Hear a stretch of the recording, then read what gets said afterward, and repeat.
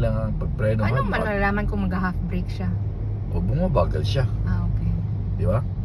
Tapos kailangan hinay-hinay lang ang ano mo, pag umiilaw na yung likod mo, kita mo naman nag-half break na yung nasa harapan mo kasi yun, umiilaw yung likuran niya, di ba? Okay. Once na umilaw yan, ibig sabihin nag-half break siya.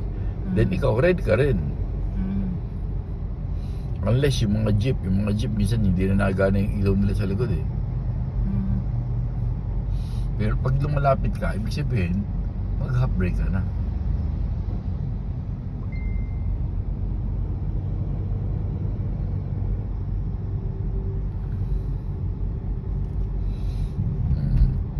Hindi lang sa harap nakatingin dapat ha, pag kayo nag-highway driving, dapat sumusulyap-sulyap ka para monitor mo kung may lumalagpas sa iyo, wala, di ba?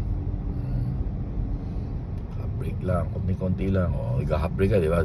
Mga bagal eh, di ba? O, ganoon. Mararamdaman mo naman na gumagana yung half break mo. If nararamdaman mo din na nag-slow down yung sasakyan mo. Pero once na hindi siya nag-slow down, ibig sabihin hindi gumagana yung tapak mo sa brake. Break. Oo.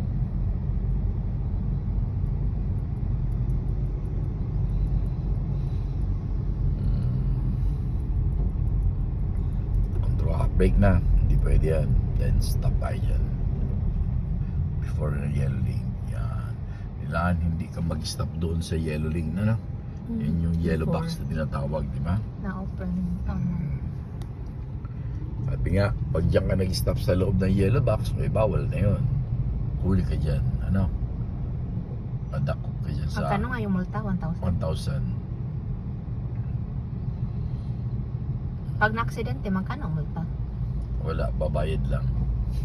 Bayad.